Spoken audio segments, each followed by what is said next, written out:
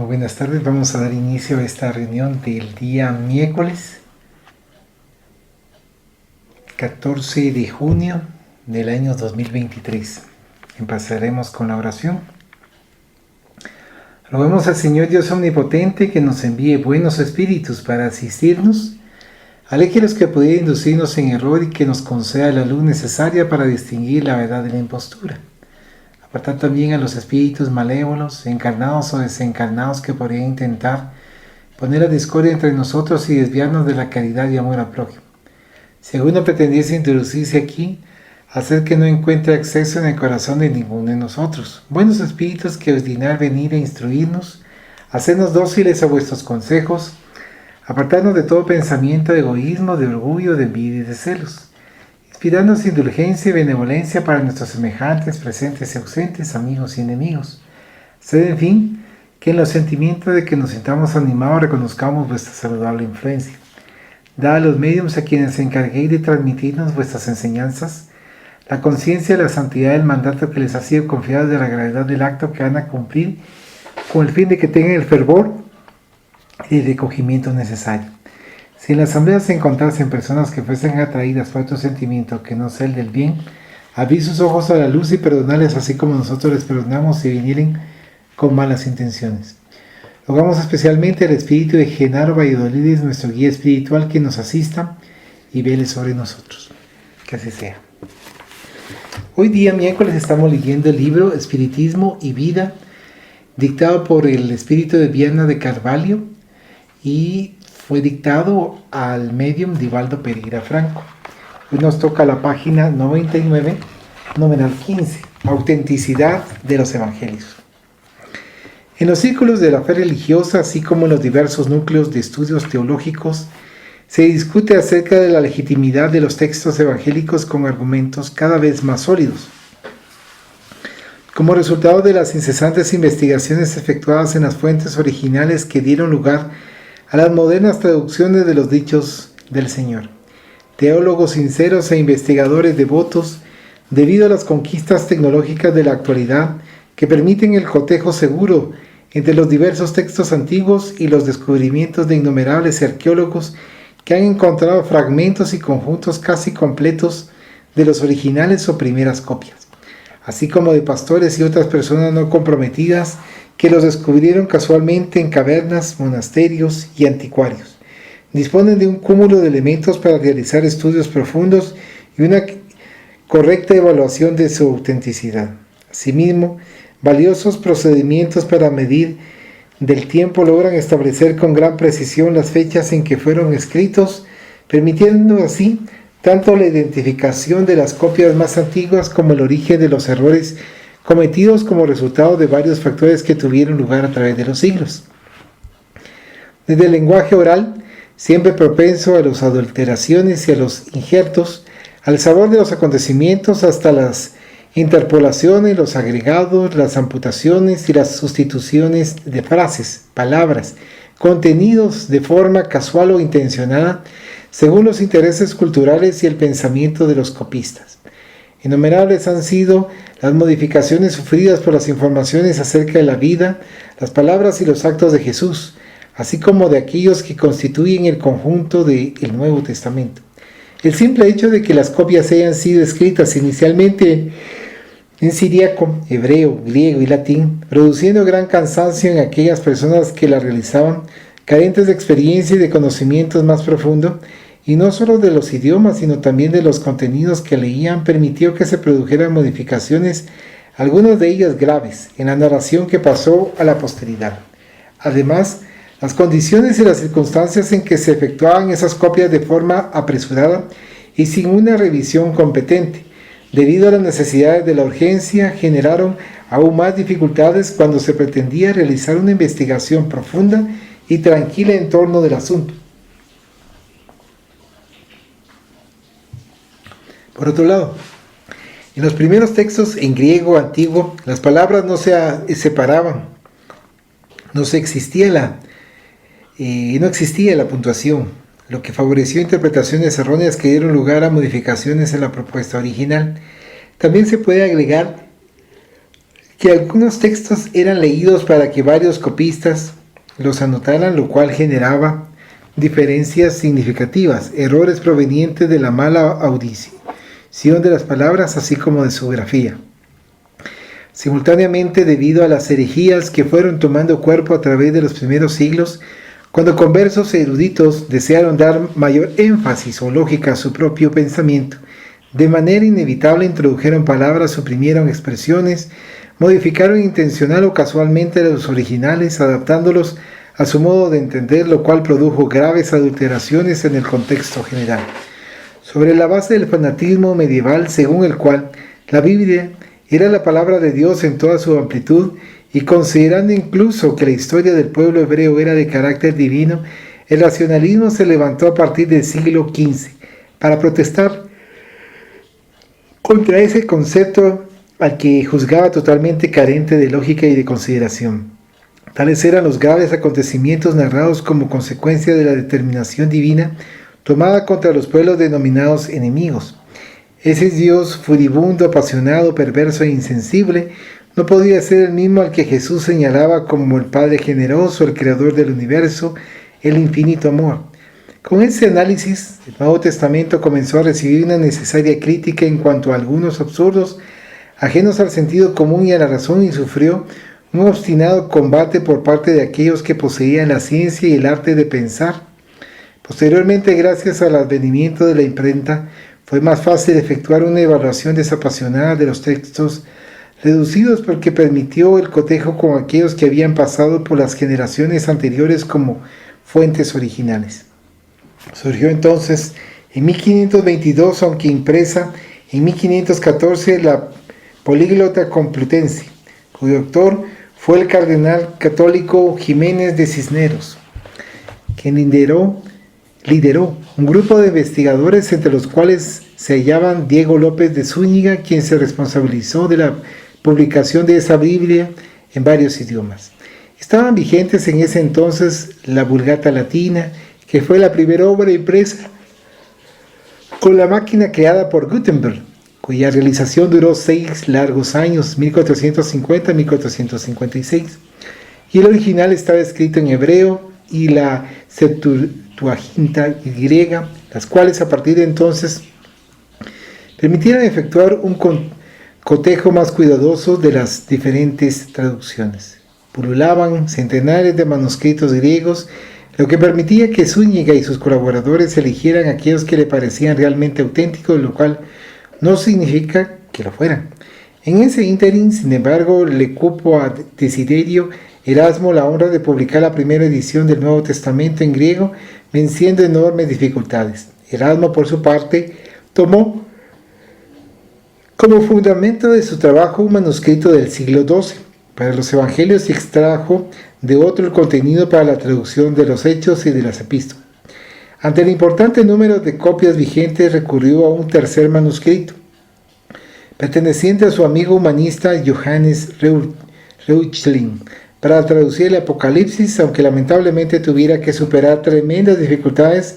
por el estado de deterioro del documento, así como por el hecho de que la escritura se había fijado sobre un texto anterior que estaba mal borrado. De él partieron posteriormente otros traductores para realizar sus memorables trabajos, inclusive aquellos que se encargaron de organizar la Biblia King James, que durante mucho tiempo se consideró perfecta. Entonces surgieron publicaciones que demostraban los primeros equívocos entre los textos más antiguos y aquellos que habían servido de base para los más modernos. Traductores y teólogos interesados en preservar opiniones personales, algunas de ellas arbitrarias, comenzaron a adulterar los textos sin la menor consideración por la tradición histórica ni por su autenticidad original.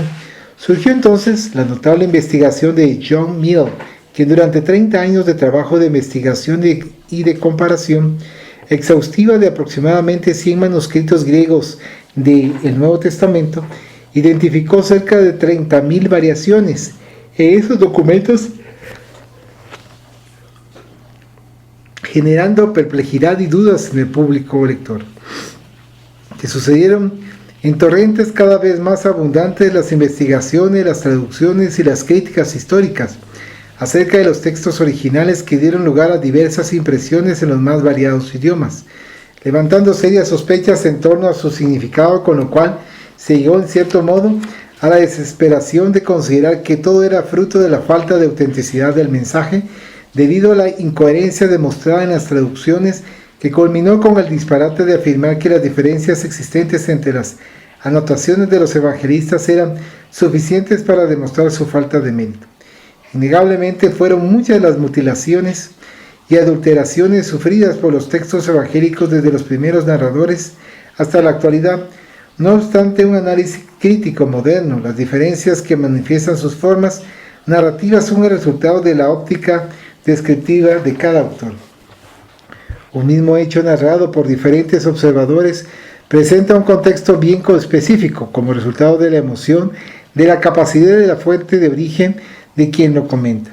Es comprensible, por lo tanto, que presenten variaciones, diferencias, los acontecimientos que fueron narrados por unos, mientras que otros no les atribuyeron interés, razón por la cual no los mencionaron. Además, debe ser tomado en cuenta el objetivo que constituía el motivo del escrito, es decir, a qué tipo de personas se destinaba la obra, para qué tipo de público eran narrados los acontecimientos, considerando que el analfabetismo se propagaba poderoso en todas partes y que la obra se reservaba para pocos letrados, que deberían leerla en las comunidades eclesiásticas o no, además de interpretar su significado. De esa manera, se puede considerar, por ejemplo, que Mateo escribió para la comunidad hebrea recién convertida, mientras que Marcos lo hizo para los romanos que aceptaron a Jesús, Lucas para los gentiles a los cuales el apóstol Pablo les había llevado la palabra, y Juan para todos aquellos que tenían necesidades más profundas y por lo tanto carecían de una documentación compleja y mística. Al mismo tiempo, los Hechos de los Apóstoles tenían como objetivo preservar la historia de los acontecimientos durante el período inicial, incluyendo los primeros mártires, al doctor de la ley convertido, al surgimiento de los primeros fundamentos de la doctrina. Las epístolas tuvieron por finalidad de mantener la hegemonía doctrinaria, evitar la fragmentación del mensaje en razón de las múltiples corrientes de pensamiento existentes que se infiltraban en la labor misionera primitiva, mientras que el Apocalipsis buscaba expresar en su lenguaje complejo y cabalístico los acontecimientos venideros, en forma de advertencia y orientación de la conducta moral espiritual para los postreros. De esa manera, la propuesta soberana de Jesús, aunque enfocada por sentimientos y raciocinios diferentes, mantiene intacta su grandiosidad.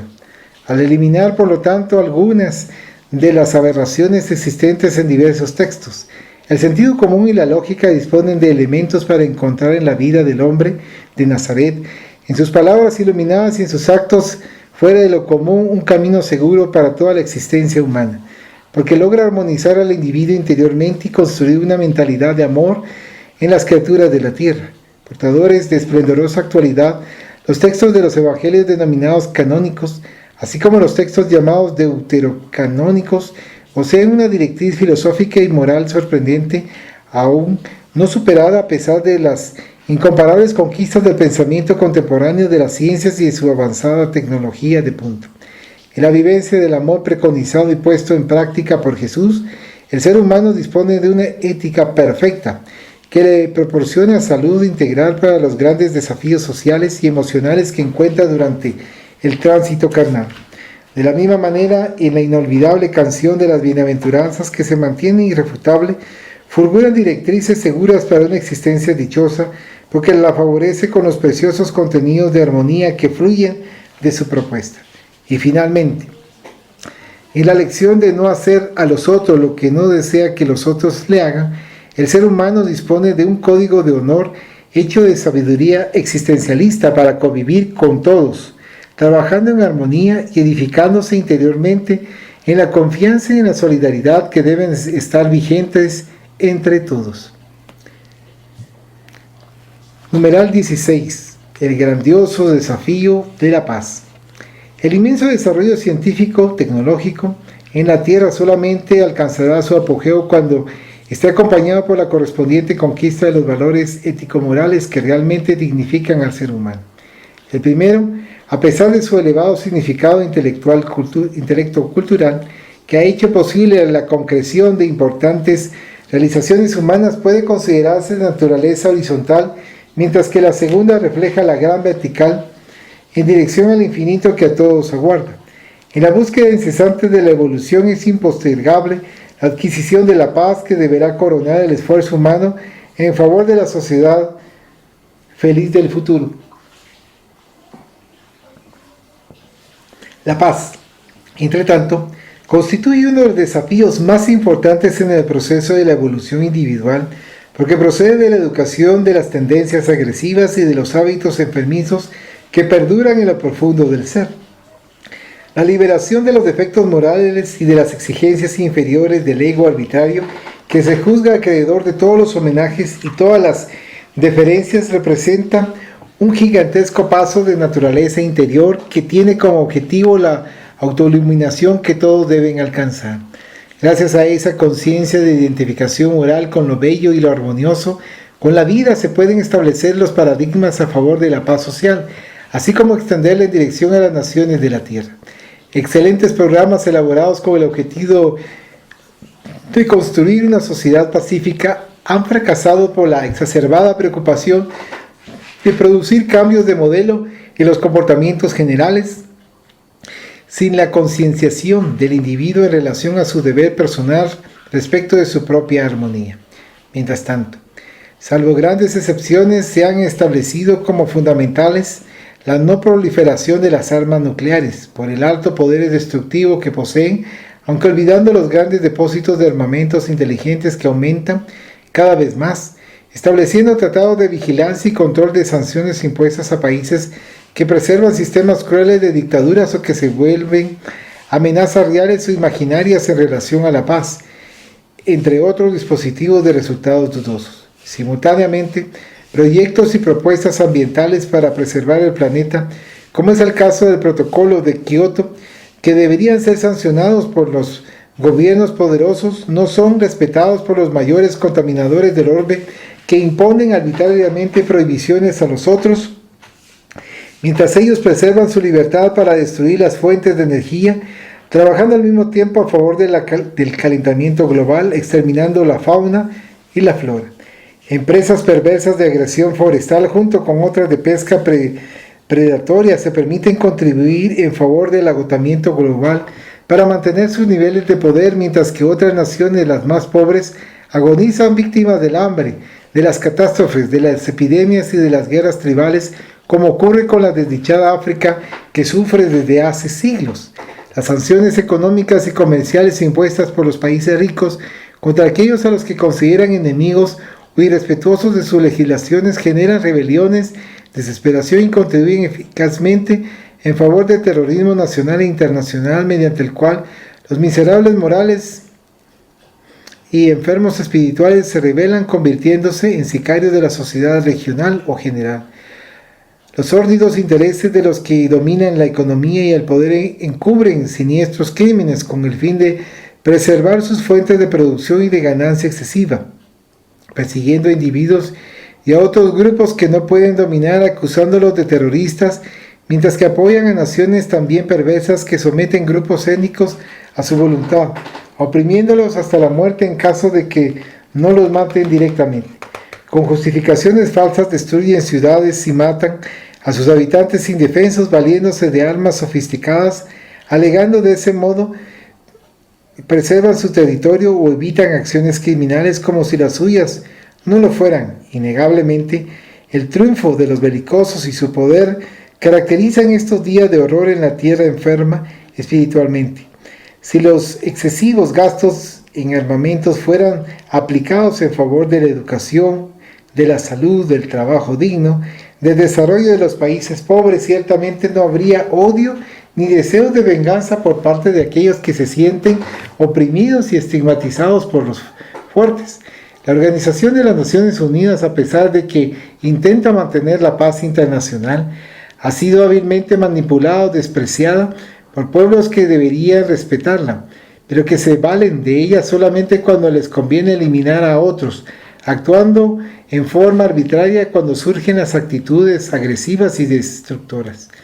Permanece en la sociedad terrestre un gran abismo entre las bellas teorías de preservación del planeta y aquellos que pueden realmente proporcionar la paz entre todos. En ese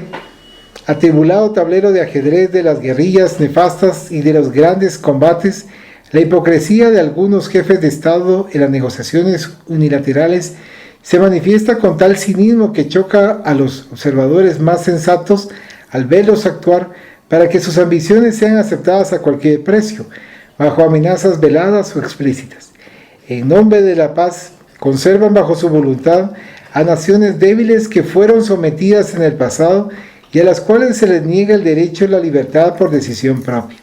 provocando olas de rencor que se manifiestan en actos de terrorismo que superan en crueldad a los exterminios más severos del pasado, ocurridos en períodos considerados bárbaros o primitivos.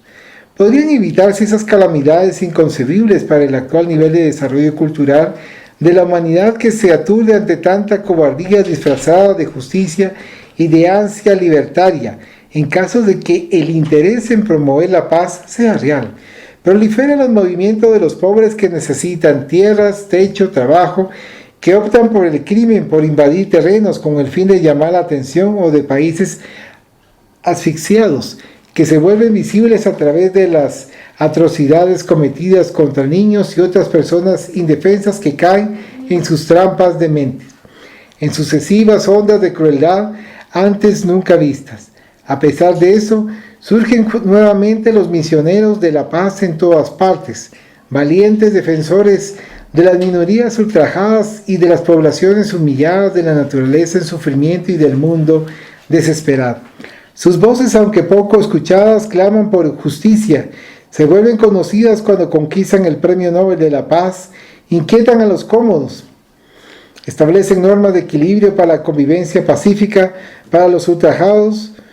derechos humanos, pero todavía son insuficientes. No obstante, si cada criatura humana individualmente se decide a participar en el glorioso trabajo de la paz, deberá tener el coraje y el valor moral para vencer su propia impetuosidad, aprendiendo a conjugar en los actos nobles de lo cotidiano el amor y todos sus derivados para iniciar la impostergable tarea de construir un mundo mejor y más dichoso. Si ejercita el amor y la fraternidad, el trabajo benéfico por el prójimo y actúa con justicia y equidad, desarrollará la paz personal, porque se volverá consciente de su propia realidad, del significado de su existencia en el mundo. Ese será el primer paso, el de la naturaleza individual, la paz en uno mismo. Al expandir el sentimiento, evitando la agresión y las reacciones generales por la cólera, practicando la tolerancia, abrirá espacio para la paz en relación a su prójimo, la paz social, haciendo del amor y la caridad esencial su mejor forma de convivir en el mundo. Trabajará en favor de la renovación del planeta y de su supervivencia, la paz con la naturaleza. En 3 ítems que todos podemos ejecutar, se sintetizan los programas de construcción de la paz en la Tierra, porque, dado que el individuo es la célula de la sociedad, todo lo que suceda en él tiende a expandirse en dirección al mundo global. El planeta prosigue adaptándose geológicamente a lo largo de millones de años, desde las capas más profundas hasta las superficiales que constituyen su organización, y hoy simultáneamente, debido al ambiente psíquico de odio y de resentimientos generalizados que lo envuelve, produce calamidades humanas que se repiten periódicamente como los tsunamis arrasadores. Tal es el caso del que se produjo hace casi 2 años en el Océano Índico y que cegó más de 200.000 vidas. La divinidad reúne a los perturbadores del orden planetario y los invita periódicamente a través de la ley de destrucción a reparar en forma colectiva, con el fin de que los demás despierten ante los elevados significados de la vida transitoria en el cuerpo somático y dirijan sus pensamientos y sus actos hacia su propia realidad como espíritus inmortales. Esas conmociones, como también las erupciones volcánicas, los tornados, las tempestades, los terremotos, los incendios, el contorno de hielo, la variedad de desastres colectivos, demuestran la fragilidad que aún es propia de las conquistas tecnológicas, que pueden predecir a muchos de ellos pero nunca evitarlos. Si se toman las medidas a tiempo, es posible preservar muchas vidas. No obstante, La muerte, en su condición de segadora de cuerpos, continúa arrebatándolas donde quiera que haya hombres o hacia donde estos huyan, porque la fatalidad biológica de la consunción no se puede evitar. Por lo tanto, teniendo en cuenta el alto nivel de desarrollo cultural, artístico, científico y filosófico de la sociedad contemporánea, es urgente que se tomen medidas profilácticas contra la depravación moral, que resulta de la miseria socioeconómica y espiritual, así como de las injusticias de todo orden que todavía existen en la tierra, y que ante el avanzado estado de deterioro de los conceptos morales se realicen esfuerzos hercúleos para disminuir las lamentables consecuencias. Es oportuno recordar aquí a Jesús, el príncipe de la paz, en su enunciado insuperable que sigue mereciendo reflexiones: mi paz os dejo, mi paz os doy, y no la doy como el mundo la da. No se turbe vuestro corazón, ni se atemorice. Juan 14, 25. La paz que Él ofrece es el resultado de su inefable amor, sin preferencias ni destaques, ofrecido a todos por igual, pero que cada uno puede esculpir en su interior a través del esfuerzo que emprenda en favor de su propia renovación personal, incluso cuando no sea comprendido en su deber entender y amar, perseguido, disculpar y amar, ridiculizado, cumplir con el deber y amar, sin perturbarse ni atemorizarse ante aquellos que jamás llegan más allá de la sombra de la materia. El preclaro codificador del espiritismo Allan Kardec, preocupado también con la problemática de la paz entre las naciones, interrogó a las entidades venerables, según consta en la pregunta número 789 del Libro de los Espíritus: ¿el progreso reunirá algún día a todos los pueblos de la tierra en una sola nación? ¿En una sola nación? No. Eso es imposible, pues de la diversidad de las regiones nacen costumbres y necesidades diferentes que constituyen las nacionalidades.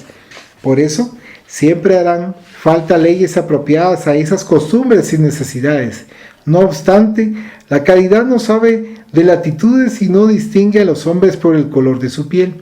Cuando la ley de Dios sea en todas partes la base de la ley humana, los pueblos practicarán la caridad recíprocamente, así como también lo harán los individuos. Entonces vivirán felices y en paz, porque nadie tratará de perjudicar a su vecino ni de vivir a sus expensas. Seguramente cuando se llegue a ese nivel de comprensión humana, los países mantendrán sus tradiciones, hábitos y costumbres, estarán en los niveles de evolución compatibles con su madurez, pero se empeñarán en ayudarse recíprocamente, expulsando de la tierra la presencia nefasta de la guerra y de sus compañeros destructivos, demostrando a través de la caridad que es posible vivir en armonía, exaltando el amor y practicándolo en plenitud.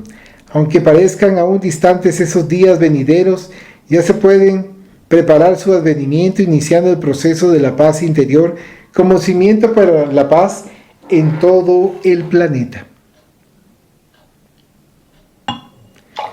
Numeral 17. Allan Kardec, el conquistador indómito.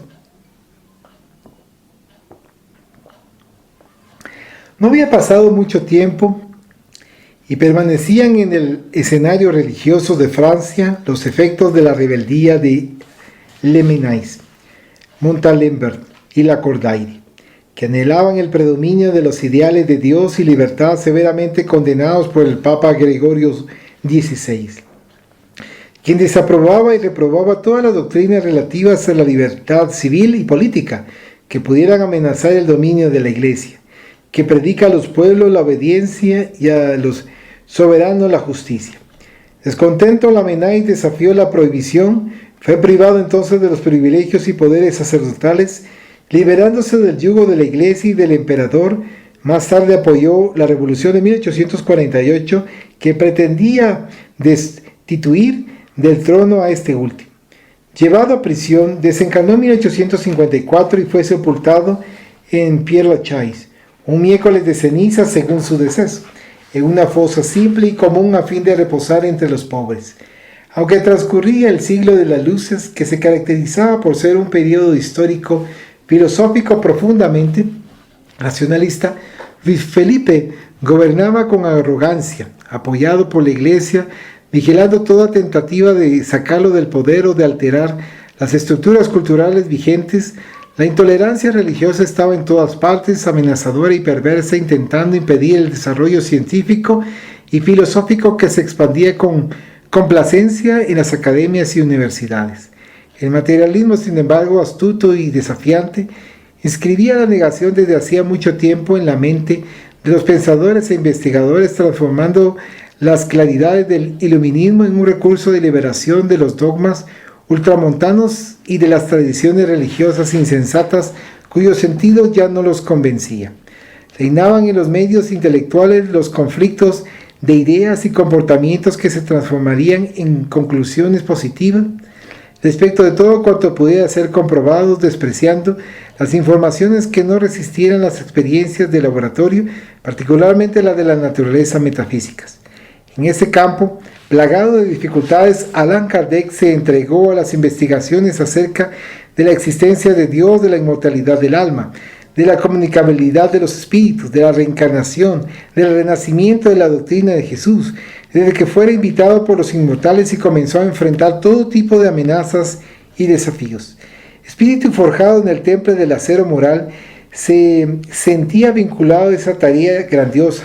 Por eso no temía y se entregó en cuerpo y alma a la investigación y al estudio de los fenómenos mediúmnicos, de los cuales extrajo respuestas lúcidas para las interrogaciones que afligían a las criaturas humanas a través de los tiempos. Incomprendido por unos y censurado por otros, el combatiente no se permitía alegar justificaciones personales ni despreciaba el tiempo en discusiones inútiles, sino que lo aplicaba en la observación y en el relacionamiento de los hechos comprobados, anotando y deseleccionando aquellos que podían resistir toda clase de críticas o acusaciones. Preparado para la gigantesca tarea, trabajaba día y noche con afán, convenciéndose de la realidad del mundo extracorpóreo, de la supervivencia de la vida, la separación molecular del cuerpo, del significado psicológico profundo de la existencia terrena. Con esos elementos estaba preparado para demoler las nuevas construcciones del materialismo y las antiguas del clericalismo, ofreciendo una visión correcta acerca del ser humano, de su destino, de los acontecimientos que le suceden y sobre todo respecto de la vida y de la creación.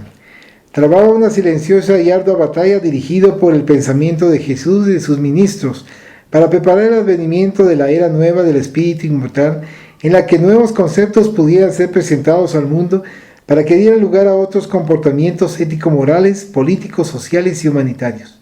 Acosado por envidiosos empedernidos y por enemigos desencarnados, no descansaba ni se desanimaba,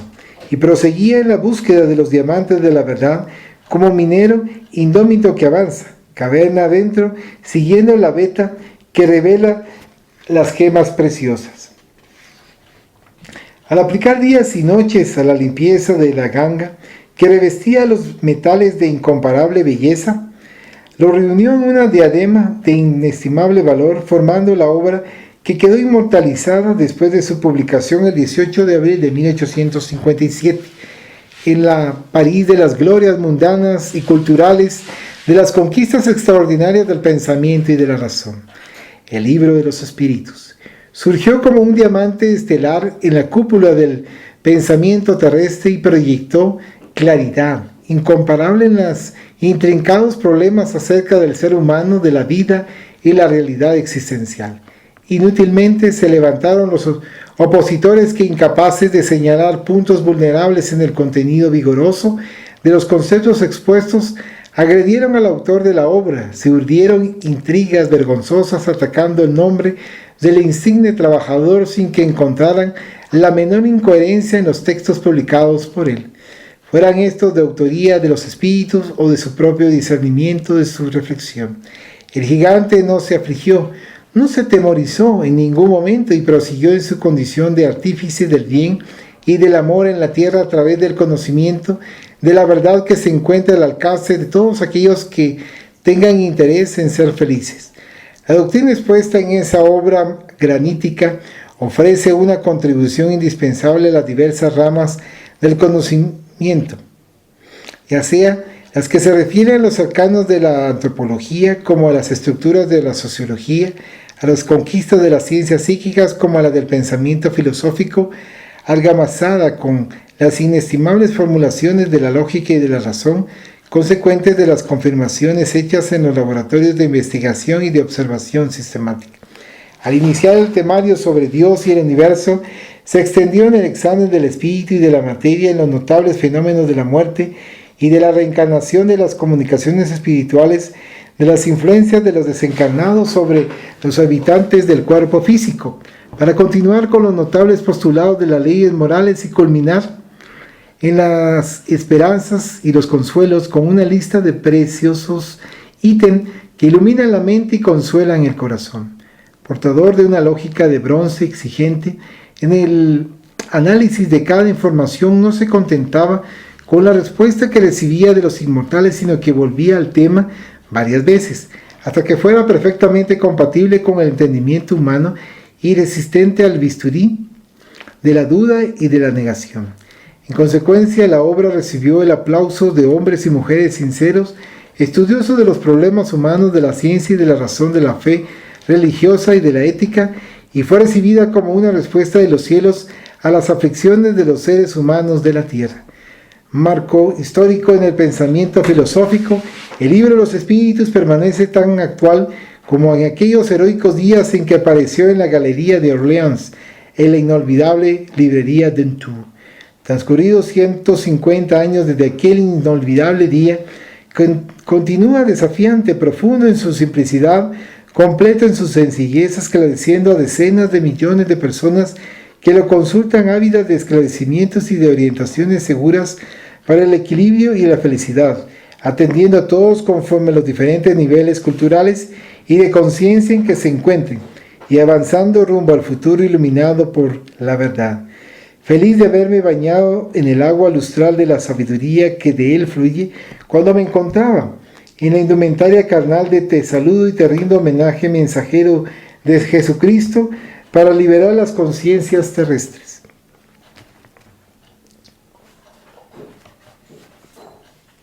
Numeral 18. Hosanas al sesquicentenario del libro de los espíritus. Después del letargo, en que durante largos siglos se sumergieron las inteligencias prohibidas por la intolerancia clerical de razonar acerca de la realidad de la vida y de las legítimas aspiraciones del ser humano, se despertaron las reacciones del pensamiento filosófico y de la experimentación científica, que vencieron poco a poco las lamentables imposiciones arbitrarias y dieron lugar a nuevas conquistas liberadoras. Sin los grilletes de la tiranía a la que estuvieron sometidas, consiguieron penetrar en las incógnitas existenciales y descifrarlas con la contribución de la lógica y de la razón, al mismo tiempo que las demostraciones de laboratorio confirmaban sus conquistas deslumbrantes. Las posibilidades de profundizar las ondas de la investigación en los variados ámbitos del conocimiento les permitieron ampliar el entendimiento sobre el marco y el microcosmos, revelando realidades jamás imaginadas, gracias a las cuales el progreso se multiplicó con las propias conquistas y ya no lentamente debido a las amenazas perversas. Sucede, sin embargo, que ese fenómeno es el resultado de la fuerza de la vida, que no permite que se impida de manera permanente el desarrollo intelectual y moral del espíritu humano, ya que cada vez que éste se ve amenazado, adquiere más vitalidad para superar los obstáculos y trabajar por la libertad de pensamiento, de expresión y de acción. Así pues, era natural que, junto a las incontables adquisiciones científicas y tecnológicas, a los avances culturales y los descubrimientos de todo orden, surgieran las reacciones de descontento, las necesidades de desagravio, las agresiones a instituciones y liderazgos caducos, todo lo cual marcó ese momento con pesimismo y amargura. El materialismo que se instaló soberano en las academias, ahora libres del imperialismo, cruel de las religiones ultramontanas, comandando a sus aficionados, se alzó tan arrogante como las creencias espiritualistas que lo antecedieron, trabando batallas cuyos resultados fueron nefastos para la cultura. Hombres y mujeres notables se involucraron en contiendas sin justificación, mientras que científicos respetables se dejaron dominar por la necesidad de exterminar junto a otros pensadores a Dios y a la fe religiosa en las mentes y en los corazones humanos, dando lugar a un gran vacío existencial. El materialismo es una llaga en el sentimiento de la criatura porque le quita toda la esperanza, la felicidad y el consuelo después de los acerbos dolores de la existencia física. Anula la alegría de vivir ante las vicisitudes y los testimonios inevitables en todas las existencias humanas de la evolución. Perturba la mente y tortura el sentimiento, impulsando al hombre y a la mujer al suicidio toda vez que los recursos inmediatos no puedan resolver los acontecimientos angustiosos. Las enfermedades irreversibles, los disgustos morales, los sufrimientos espirituales. De inmediato se esparció una ola de incredulidad en todo, inclusive en el propio ser humano, y se establecieron paradigmas utilitaristas de inmediatez para conquistar el placer y la felicidad, mientras que variadas utopías invitaban al existencialismo y al libertinaje como mecanismo de fuga, de fragilidad orgánica y de la temporalidad del cuerpo. Por otro lado, la precipitación de algunos científicos elaboró teorías fantasiosas para explicar la vida y el ser, antes de efectuar una comprobación de laboratorio que les sirviera de fundamento para que tuvieran valor. Se multiplicaron escuelas de pensamiento con y sin ética, buscando sobreponerse unas a otras en aguerridos combates culturales, no siempre sustentados por el sentido común y el altruismo de sus defensores. Tesis formidables surgieron de la noche a la mañana procurando explicarlo todas las cosas, incluso lo que nunca había sido examinado, reduciéndolo todo prácticamente a la nada, en una orgía de libertad intelectual que perjudicaba la respetabilidad del buen sentido y de la razón. La euforia abrió la puerta a graves descalabros en la cultura y el comportamiento tan perjudiciales como las prohibiciones anteriores y sus persecuciones insanas. Aunque las luces de la cultura se expandieron, permanecieron muchas sombras y nuevos dogmas fueron establecidos por los Magister Dixit para sustituir los que habían sido superados. La diosa razón, que fue entronizada en Notre Dame, por ejemplo, a fines del siglo XVIII cedió su lugar al anarquismo y simultáneamente al autoritarismo de algunos científicos y pensadores del siglo XIX, que mantuvieron la confusión de las masas humanas en sus diferentes segmentos sociales, no siempre esclarecidas ni bien orientadas. En medio de esa vorágine surgió el libro de los espíritus, presentado por Allan Kardec el 18 de abril de 1857, como una débil claridad de la inmensidad de las sombras. Al poseer incomparables tesoros de lógica y de ética, de conocimientos y de informaciones originados en los espíritus inmortales, se conocieron nuevas proposiciones para esclarecer dudas e interrogaciones inquietantes, fundamentando siempre sus argumentos en las conquistas realizadas por la ciencia de entonces, con lucidez para enfrentar sus futuras adquisiciones de forma siempre actual y renovadora. Anticipándose a Charles Darwin, Allan Kardec presentó el evolucionismo vinculado al creacionismo, única forma de comprender el proceso antropológico, social y psicológico del ser humano, otorgándole dignidad y un objetivo existencial. Al establecer paradigmas de gran magnitud, liberó a Dios del antropoformismo, en que lo habían encarcelado a través de los milenios, explicando de forma profunda qué son el espíritu y la materia, la creación, la muerte y la reencarnación, la justicia divina, los procesos de interferencia espiritual en la conducta humana, las leyes morales de la vida, las esperanzas y los consuelos. Examinó la moral desde el punto de vista de los inmortales, ofreciendo luz a la ciencia y anticipándola en muchas explicaciones, porque mientras ésta estudia los efectos, el espiritismo se remonta a las causas de todos los acontecimientos, dándoles su sentido lógico y ético, fundamentando sus postulados en el amor de Dios, causa primera de todas las cosas. A medida que fue examinado, conocido y divulgado, se convirtió en modelo de doctrina científica, filosófica y moral de consecuencias religiosas, en razón de los paradigmas que estatuye y que presentan al espiritismo como una ciencia que estudia el origen, la naturaleza, el destino de los espíritus y las relaciones que existen entre el mundo corporal y el mundo espiritual. ciencia sui generis, porque no se vale de los elementos convencionales que son examinados por las otras, pero que estudia al ser humano en su estructura íntima como principio inteligente del universo, y lo acompaña después de la disyunción molecular producida por el fenómeno de la muerte biológica.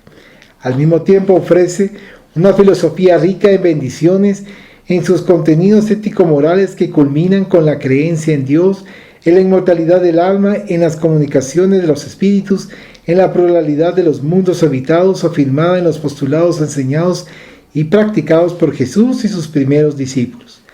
Al valerse de la mediunidad, el preclaro codificador demostró hasta la saciedad la supervivencia del espíritu de la desencarnación, así como las multifacéticas experiencias reencarnacionistas que puede realizar con el fin de alcanzar la perfección relativa que le está destinada. Gracias a ese proceso de evolución quedaron explicadas desde entonces las razones del sufrimiento, de los destinos, de las aspiraciones, de los acontecimientos felices o desdichados que caracterizan a las incontables existencias corporales. Proporcionó una visión optimista acerca de la jornada terrestre, señalando que la responsabilidad del progreso o el estancamiento en el camino del crecimiento intelectual y moral es de cada uno, que disfruta de la oportunidad de desarrollar las aptitudes que duermen innatas en él como herencias de la divinidad incitas en todo. Deshizo la mitología respecto de los castigos divinos y eternas puniciones, así como de las prebendas celestiales concedidas por arte de magia, distantes de la justicia y del amor innegable del Creador que viene en el cosmos. Anticipó el conocimiento acerca de la conciencia humana, explicando que en ella se encuentra grabada la ley de Dios, cuyas consecuencias son las alegrías existenciales, los conflictos y las culpas, los procedimientos generadores de la felicidad y del pesar. Obra monolítica, se desarrolló en los incomparables, en el libro de los mediums, el Evangelio según el Espiritismo, el cielo y el infierno, y la Génesis, abarcando el conocimiento universal y manteniendo vínculos con las más diversas ciencias, como la antropología y la psicología, la fisiología y la psiquiatría, la química y la física, la biología y la astronomía, el derecho y las artes. En estos días, cuando el conocimiento alcanzó niveles cuya existencia jamás se imaginó, permitiendo las comunicaciones virtuales, las cirugías con trasplantes de órganos, el implante de las células madre a favor del milagro de la vida, las técnicas de regresión a existencias pasadas, la convivencia con las micropartículas y con la biología molecular, con el genoma humano decodificado, penetrando en la intimidad del ADN y en sus estructuras, el libro de los espíritus se mantiene actual, ofreciendo a sus investigadores informaciones de gran significado. Al resistir un siglo y medio de evolución cultural, filosófica, científica y tecnológica, continúa siendo la más completa síntesis de informaciones contemporáneas de que se tenga noticia. Por los millones de vidas que han iluminado y liberado del suicidio, de la locura, de las aflicciones, llevándolas a la felicidad. Todos aquellos que nos dejamos impregnar por su sabiduría, cantamos hosanas y los saludamos con motivos del sesquicentenario de su surgimiento en París, como símbolo del inicio de la nueva era del espíritu inmortal. Así finaliza el numeral 18. ¿Quieres hacer algún comentario? Sí, quiero comentar, es una parte que habla de escuelas de pensamiento con y sin ética. No sé si te acuerdas que leíste esa parte. Entonces, aquí lo vería yo, por ejemplo, cuando Fray Bartolomé de las Casas pensaba que era una barbaridad que estuvieran esclavizando a los nativos de aquí de América. Entonces él estuvo como defensor y luchando contra esa esclavitud. Ahí digamos que se está encaminando bien la ética. Pero su solución fue traer esclavos de África. Entonces ahí estamos hablando de que esa escuela de pensamiento ya no está usando la ética. Ajá. Porque está esclavizando a otros. O sea, liberando a unos y esclavizando a otros para tener la libertad de los primeros, digamos. Entonces ahí está mal encaminado.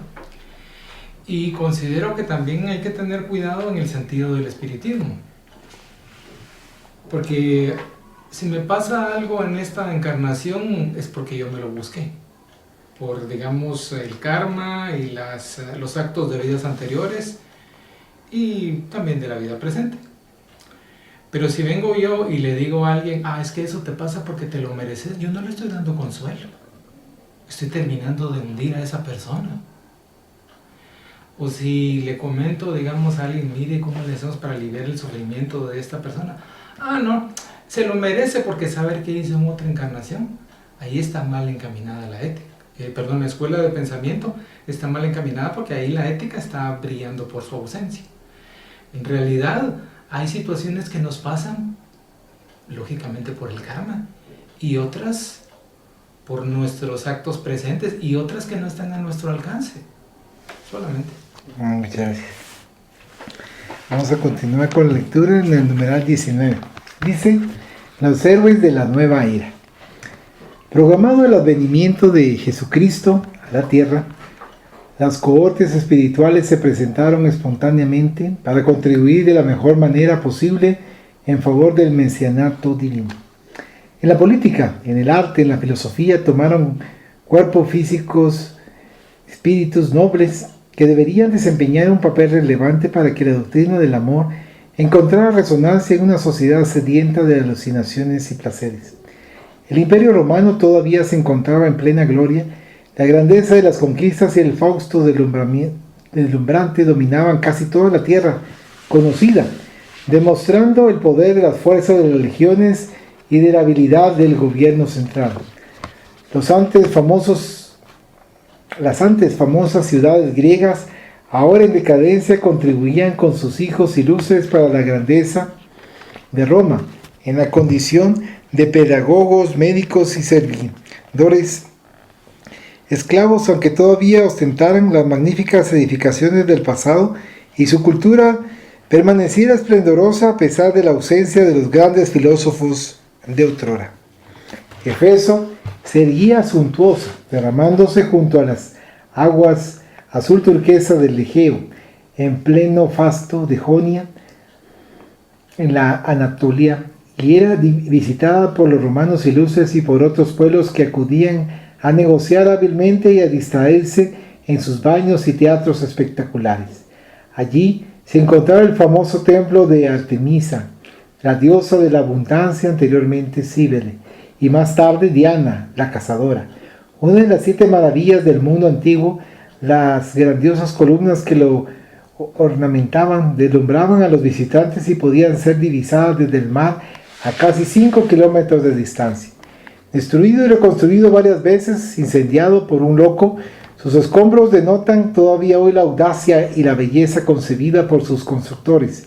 Inclusive Praxíteles y Escopas, 2 de los más famosos del mundo, que lo enriquecieron con estatuas extraordinarias y perfectas. La diosa fue esculpida en mármol pulido, ornamentado con oro, exhibiendo las características de la exuberancia. En Éfeso vivieron filósofos que legaron a la humanidad páginas de inconfundible belleza: Heráclito de Éfeso y Tales de Mileto. Situada en un punto importante que une el oriente con el occidente, y era lugar de paso entre Mileto y Jonia. La ciudad atrayente y tumultuosa en las tierras de Esmirna reposaba entonces en un fértil valle rodeado de montañas altaneras y protectoras, que le proporcionaban temperaturas agradables aunque húmedas en las diferentes épocas del año. Sus festividades en abril llegaban a atraer 1 millón de personas, aunque solo estaba habitada por unas 250,000 que venían de los alrededores, así como de tierras distantes como Jerusalén y Atenas. Fue embellecida por atenienses, espartanos, romanos y otros conquistadores, entre los cuales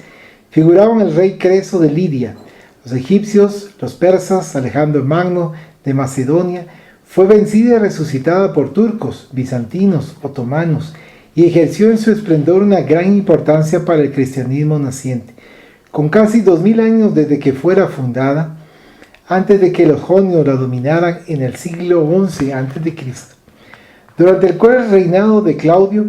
que expulsó a los judíos de Roma, Paulo, que se encontraba en Atenas, descendió a Jerusalén pasando por Corinto, acompañado por los queridos amigos Aquila y Priscila. Visitó otras ciudades y llegó a Efeso, donde presentó su primera exposición sobre Jesús en la sinagoga local.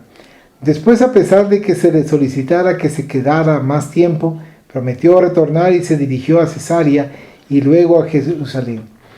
En ese ínterin, un erudito judío llamado Apolo, natural de Alejandría, llevó su verbo inflamado a Efeso para iluminar las conciencias que se le acercaban mediante la enseñanza del mensaje de Jesús.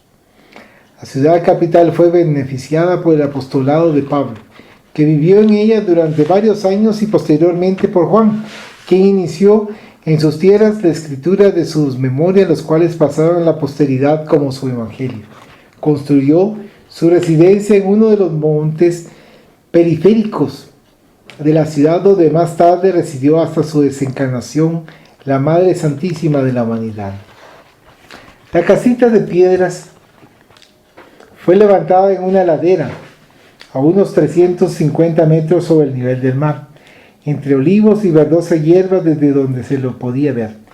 Los enfrentamientos entre los pensadores griegos, efesios y otros, aferrados a los dioses ancestrales de su panteón, y los ministros del Evangelio naciente, se tornaron hermosos dialécticamente y agresivos emocionalmente. Al mismo tiempo, el fariseísmo, que predominaba en las sinagogas edificadas en todas partes donde vivían los judíos, siempre se alzaba con ferocidad para combatir a Jesús, y naturalmente aquellos que se convirtieron en sus mensajeros, conduciendo a la cárcel muchas veces a esos notables espíritus que jamás desfallecían en las refriegas ni temían ante ningún tipo de hostilidad. Pablo de Tarso, que estuvo allí varias veces, demostró con inusual elocuencia la grandeza de la palabra del crucificado Nazareno, sensibilizando a los oyentes que se multiplicaban, dando inicio a la construcción de las primeras células de discípulos cristianos, conforme los denominó Lucas.